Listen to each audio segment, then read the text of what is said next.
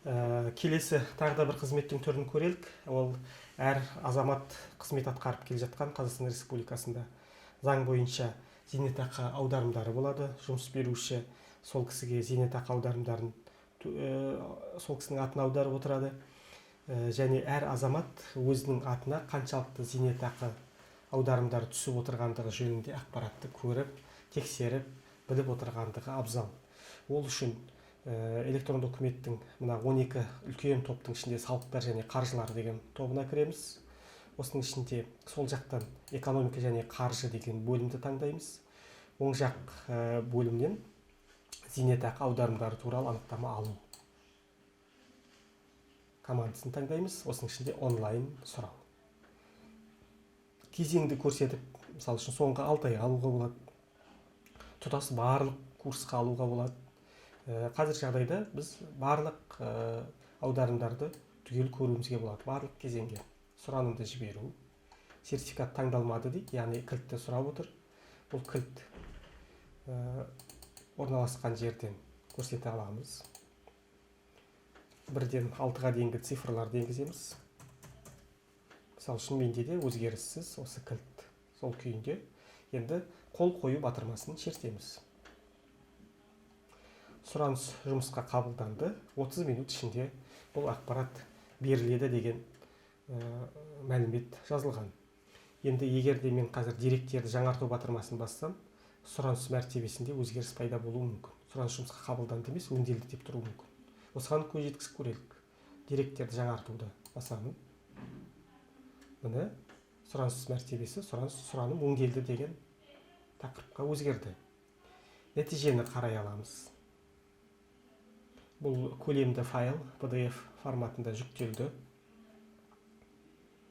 Міне байқасаңыздар 71 беттен тұратын адамның барлық жұмыс жасау кезеңдерін көпшілік кісіде 97-98 жылдардан бастап зейнетақы реформасы жүрді.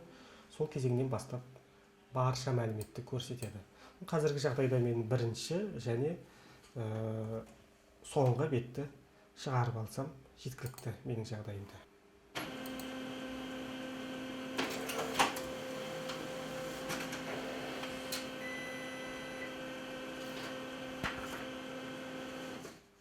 Бірінші бет.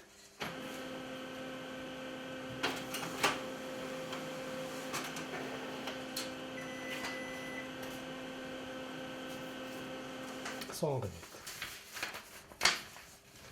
Міне, құрметті тыңдаушылар, қазір біздің алдымызда электрондық үкімет қызметінің түрлері өте көп. Соның бір 2 түрін көрсеттік. Біреуі мекен-жай анықтамасын алу, екіншісі зейнетақы аударымдарын алу. Бұл екеуі де интерактивті қызметтер тобына жатады. Және де біз осы айтылған қызметтердің деңгейлерге бөлінуі, түрлерге, және де электронды үкімет туралы жалпы ақпаратты білу үшін осы электронды үкімет сайтында төменгі бетіне ең төменгі жолына түссеңіз, портал туралы деген батырма бар. Осы портал туралы батырмасын басамыз. Осында электронды үкіметтің қызықты статистикасы бар. Осылардан көріп көз жеткізе аламыз. Біріншіден қарайық. Мұны 10 адамның 8-і ер азаматтар екен, ал 10 адамның 2-і ғана әйел адамдар. Бұл да назар аударатын ақпараттың бір түрі. Электронды үкімет порталына қайдан кіреді?